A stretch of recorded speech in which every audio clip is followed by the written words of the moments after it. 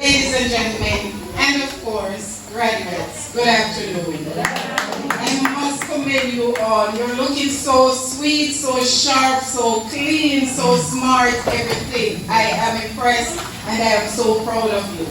No, Mrs. Benjamin has already, I don't know, I only met her on the phone last night, so how you know what I wanted to talk about today? Because you have half of my speech and Mrs. McCollum. So I can just sit down now. Thanks so much. At the end of my high school journey, my sister autographed my school magazine with this popular Chinese proverb: a journey of 1,000 miles begins with a single step. I kept thinking to myself, then if the journey is so long, how come we going to do it with just one negative step? I was way too young at the time to fully grasp the true meaning of those words. This evening we are here to celebrate 14 eager young minds. I'm proud to say you have just taken your first step on this journey. There's a pear tree in front of my veranda. I've sat and watched a woodpecker day after day pecking away at the bark. Day after day he comes. And even when you think his work is over, he keeps pecking, building a nest for his family. I often joke to my mother that he must be building an entire apartment complex right there up in that tree. A few evenings ago, the pecking ceased. Well, he must have completed the roof by then, because sure enough, he called out in the most melodious bird voice, and his family seemed to come to join him for his house opening. You are that woodpecker. Your first peck must have been painful. You had to trade the safety of your parents for a fearful, unknown world of strangers. You traded cocomelon and blippy for writing and spelling and my least favorite, math. There were teachers you didn't particularly like, and there were students who didn't particularly like you either. It perhaps seemed like forever before you finally settled into the academic routine. Then suddenly you face assessments and PEP exams. Sure enough, you had teachers who prepared you for each step of the journey. Not any like my grateful teacher who used to beat me because I couldn't get the math correct. But you had teachers like Miss Brown who believed in you. Teachers who constantly assured you that you can do it. Teachers like my all-time favorite, the late Miss Mavis Williams, who told you you are important. Today, I'm here to assure you that you are important. You're important to your teachers. You're important to your parents. You're important to your community. And most importantly, you are important to God. There's a little reel I like to listen to on Instagram that says, I'm important, I'm loved, I'm special, I'm free. I don't need to be like them, I just need to be like me. But I want you to repeat after me this evening, Miss Denise's version. It says, I'm important, I'm loved, I'm successful, I'm me, and I can be all that God wants me to be. So if I could sing now, I just say, I'm important, I'm loved, I'm successful, I'm me. And I can be all that God wants me to be. I'm important, I'm loved, I'm successful, I'm me. And I can be all that God wants me to be. Alright. Today, as you're about to embark on the next step of your journey, please remember, as Mrs. Benjamin told you, it's not which school you pass for, although I'm happy that you have your passport. Color blue, better than college. Yes. I know, right? It's not whether you have good teachers. I don't know if I stole it from Mrs. Benjamin or she stole it from me. Alright?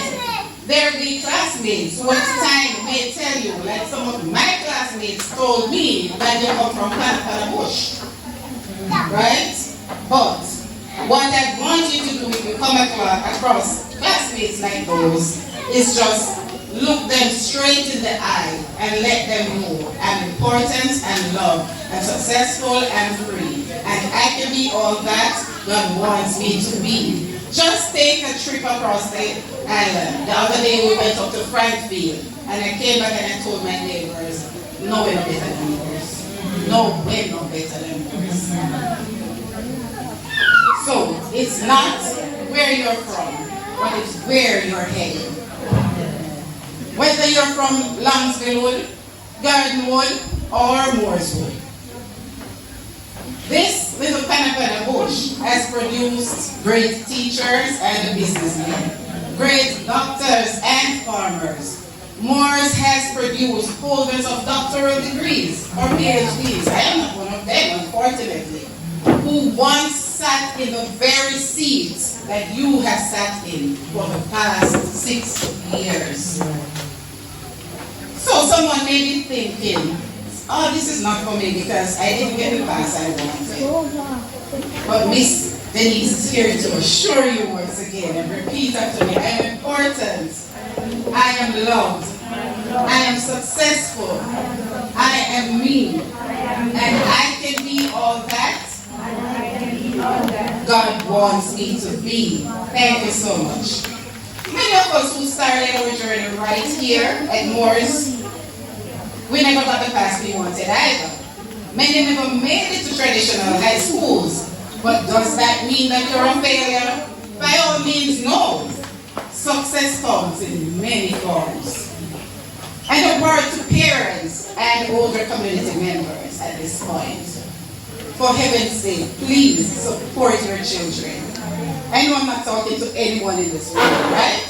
Right? Because we're all supportive or else we would have been here this evening. It doesn't take money alone to support your child's academic dreams. It takes believing in your child.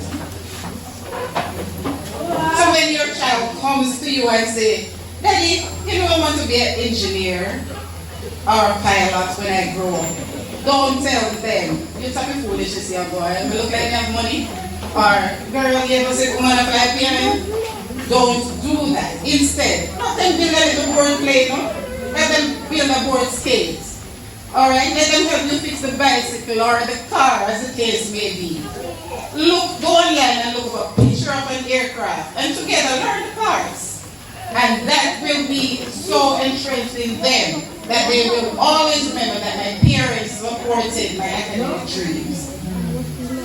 Or even the child comes to you and say, Daddy, we can't bother with school, you know, because I want to be a farmer like you. That's great, but just inform them that there is no greater farmer than a farmer who has a case degree. It takes, to support your child's academic dreams, it takes being there with and for your child. So when Mrs. McCoy sends home the PTA notice, don't tell your child, teacher, look at me, you should get paycheck every month. You see where I done? Okay. Guess what?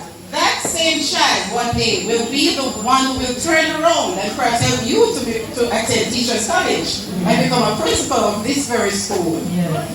It takes being the spiritual, physical, and mental support your child needs. You may not have grown up in the church, but if you just look around through the ages, some of the most successful young people from Moores have always been those who are affiliated with one church or the other, and that is a fact. Pray with your child each morning before they leave home. Guess what? Knives, guns, drums, even gatherings in a school these days. And the only thing that can beat back these forces of evil is prayer.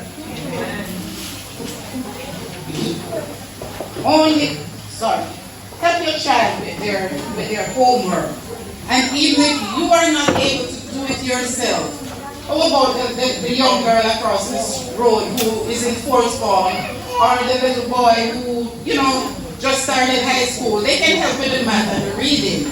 We listened to the principal report that Mrs. McCoy gave, and we saw that these past 2 years, They were challenging, they were tough, they were rough. As Miss Benjamin said, parents were begging students.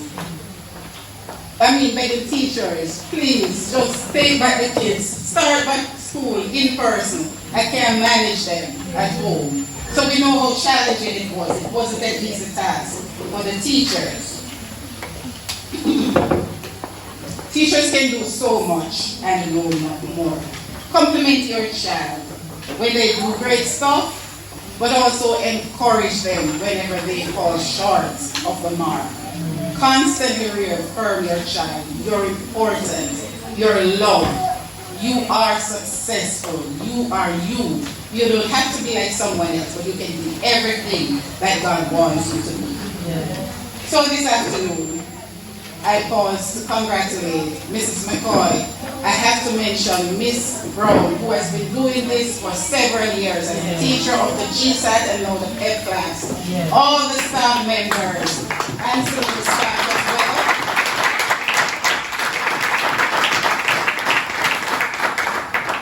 I commend you parents. You are looking so great down there. I commend you for the effort you put into it. You saw that 7 of the 14 got what was pathway 1 and the other 7 got pathway 2. So great things come from this little classroom here, this little schoolroom. And Miss Benjamin, Miss McCoy isn't boring. We never had this in my time. I didn't even have graduation. Miss Brown never had graduation. I know about that. She's not boring. We had a great time this afternoon. So once again, Charnel, Kelsia, Anike, Mauricio, Rayon, Hector, Shanrick, Delano, JT, Duchesne, Camelia, Kaishleen, Demar, and Antoine. Class of 22, congratulations.